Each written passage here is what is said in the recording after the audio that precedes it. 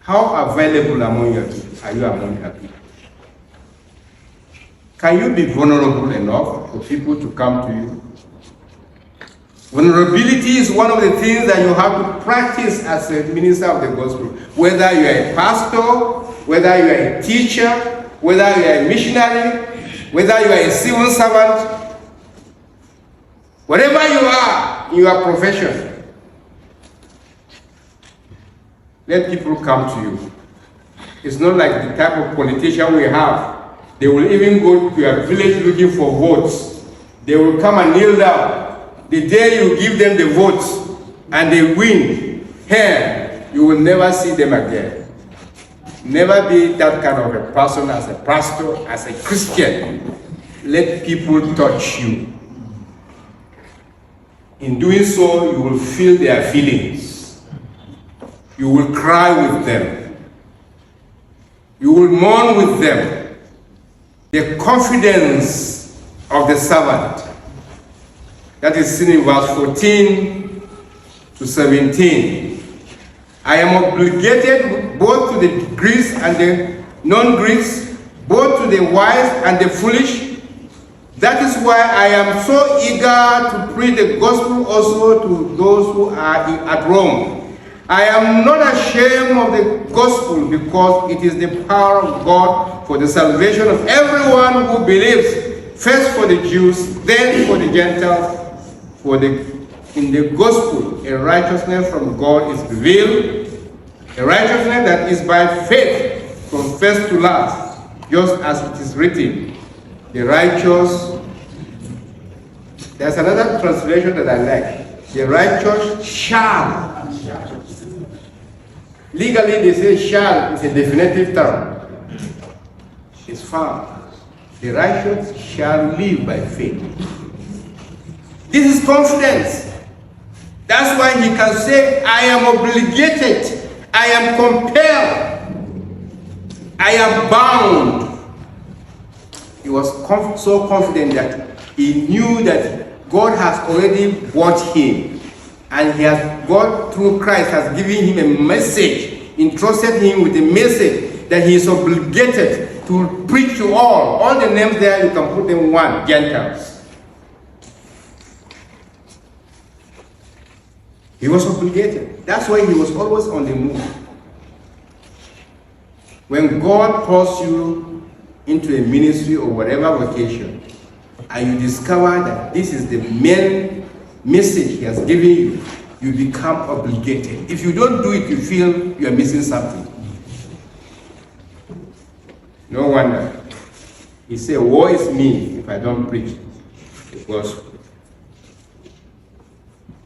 And he was not only obligated, he said, I was eager to preach the gospel, the good news to you who are in Rome. Eagerness. How eager are we? Most of us have become 3 walls Christians. You don't move anywhere. Do you go out with your members for a mission? Are you eager? These days we have to beg people to go and preach. For people like Paul, he was eager to get to Rome to see by himself what was going on there. He had confidence on the gospel. Not only was he obligated, not only was he eager, he said, I am not ashamed of the gospel. He had every reason to be ashamed. If you read 1 Corinthians chapter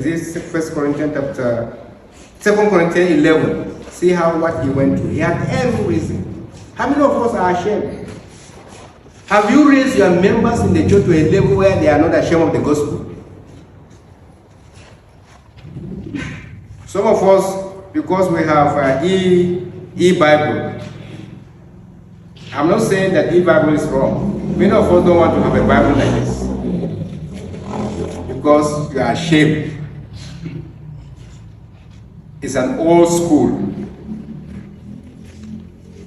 The day technology will crash I hope you will not be among them who will lose many things. Why was he not ashamed? He said the gospel is the power of God that saves whoever believes, verse 16a. It's the power of God. And he himself was a testimony. Who would have changed him if not the gospel?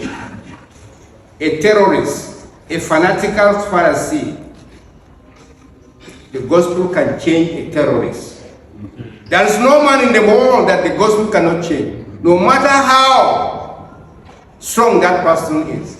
In the Old Testament, we can say the gospel also changed Nebuchadnezzar. He became an animal for how many years? 7 years. When he came back, what did he say? He praised God. No one is above that. People who fight against the church, they forgot they are fighting against Christ. And when we pray that God should arrest them, they will be arrested. The gospel is the power of God for everyone who believes. I'm just praying that many terrorists will come to Christ. Amen. And be instrument of the gospel in Nigeria. Amen. No one is above the gospel. That is what you and me are carrying. When you stand to preach the gospel, you are not standing to preach yourself. You are standing to preach something that is above you and is above everybody to change every person. We don't have time to give some of our own stories, how we came to know Christ. There's no time for that.